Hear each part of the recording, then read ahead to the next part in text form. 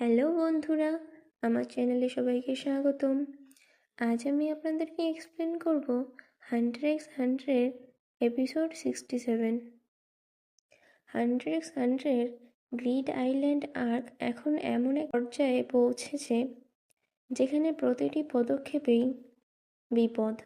গত পর্বে আমরা বোম্বারের নৃশংসতা দেখেছি। আজকের এপিসোডটি গেমের টাইমিং পয়েন্ট, কারণ একদিকে যেমন গেম থ্রু জয়ের একদম কাছে পৌঁছে গেছে, অন্যদিকে আমরা পরিচিত হব গেমের সবচাইতে শক্তিশালী চরিত্রগুলোর মধ্যে একজনের সাথে। আজকের ভিডিওতে আমরা এই এপিসোডের প্রতিটি সূক্ষ্ম জিনিস ডিটেলসে নিয়ে আলোচনা করব। এপিসোডের শুরুতে আমরা দেখি গেম থ্রু ওরফে বোম্বার এবং তার দল টিম সেজেগেরার সাথে একটি চুক্তি করছে। গেম থ্রু অত্যন্ত ধূর্ত, সে জানে কিভাবে গেমের মেকানিজম ব্যবহার করতে হয়। সে ব্যবহার করছে রিস্কি ডাইস। এটি এমন একটি আইটেম যা দিয়ে আপনি আপনার ভাগ্যকে তুঙ্গে নিয়ে যেতে পারেন। গেম থ্রু এই ডাইস ব্যবহার করে একের পর এক দুর্লভ কার্ড হাতিয়ে নিচ্ছে। সেজেগেরা বুঝতে পারে যে গেম থ্রুর কাছে এখন 96 ধরনের কার্ড আছে। গ্রিড আইল্যান্ড জিততে হলে 100টি কার্ড লাগে, অর্থাৎ গেম থ্রু আর মাত্র 4টি কার্ড দূরে। তার এই আগ্রাসী মনোভাব দেখে বোঝা যাচ্ছে সে কাউকে পরোয়া করছে না। সেজগেরার মতো অভিজ্ঞ প্লেয়াররাও গেম থ্রুর এই চাল দেখে ঘাবড়ে যায়। গল্পের অন্য প্রান্তে আমাদের হিরোরা গন, কিলুয়া এবং হুইস্কি, তারা কার্ড সংগ্রহের চেয়ে নিজেদের স্কিল বাড়ানোর দিকে বেশি নজর দিচ্ছিল। কিন্তু হুইস্কি তাদের বোঝায় যে গেমে টিকে থাকতে হলে কার্ড ম্যানেজমেন্ট জরুরি। এখানে একটি চমৎকার দৃশ্য আছে যা গনের চরিত্রকে ফুটিয়ে তোলে। কিছু অসুস্থ গ্রামবাসী গনের সাহায্য চায়। অন্য প্লেয়াররা হলে হয়তো তাদের এড়িয়ে যেত, কিন্তু গন তার প্যালাডেন্স নেকলেস ব্যবহার করে তাদের রোগ মুক্তি দেয়। কৃতজ্ঞতা স্বরূপ গ্রামবাসী তাকে দেয় লাকি অ্যালেক্সট্রাইট কার্ড।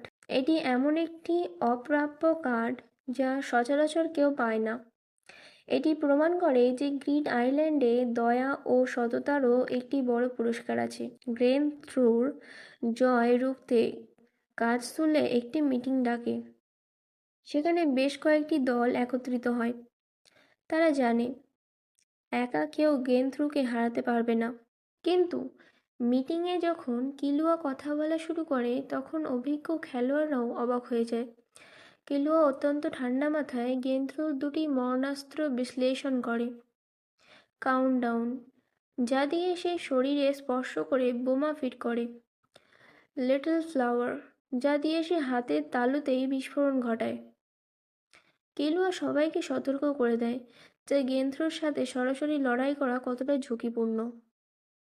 তারা সিদ্ধান্ত নেয় যে গেম থ্রুর অপূর্ণ থাকা কার্ড নম্বর 2 তারা আগে উদ্ধার করবে।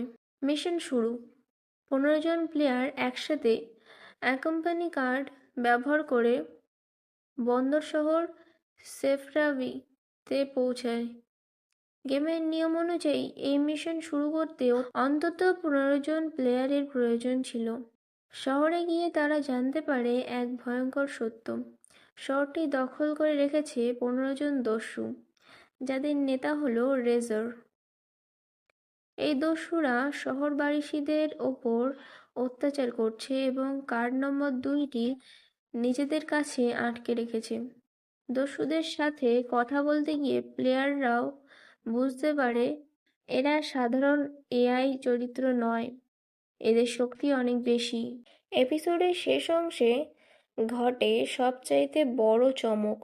আমাদের সামনে আসে রেজার। রেজারের ব্যক্তিত্ব এবং তার শরীর থেকে নির্গত নেন আভা দেখে বোঝা যায় সে সাধারণ কোনো জলদস্যু নয়। রেজার প্রকাশ করে যে সে গিংয়ের বন্ধু এবং এই গেমের অন্যতম মাস্টারমাইন্ড। সে বলে, যদি তোমরা এই কার্ড চাও তবে তোমাদের আমাদের সাথে স্পোর্টস বা গেমের মাধ্যমে লড়াই করতে হবে। এই চ্যালেঞ্জের মাধ্যমেই পরবর্তী এপিসোডের সেই ঐতিহাসিক ডজবল ম্যাচের পটভূমি তৈরি হয়। রেজরের শান্ত অথচ ভয়ানক রূপ দেখে এপিসোডটি শেষ হয়।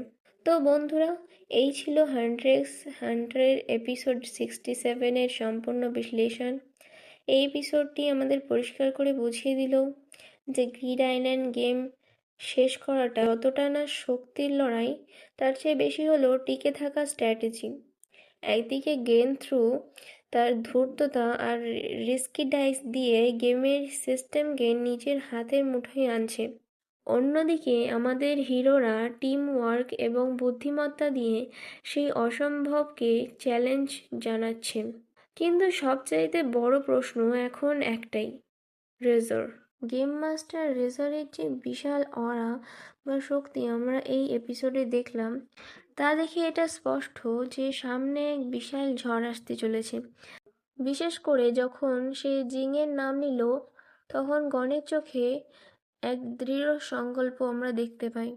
আপনারা কি মনে করেন, রেজর কি জিনের নির্দেশে গণকে পরীক্ষা করার জন্য এই চ্যালেঞ্জ ছুড়ে দিয়েছে, নাকি সে সত্যিই গণের জয়ের পথে সবচাইতে বড় দেয়াল হয়ে দাঁড়াবে?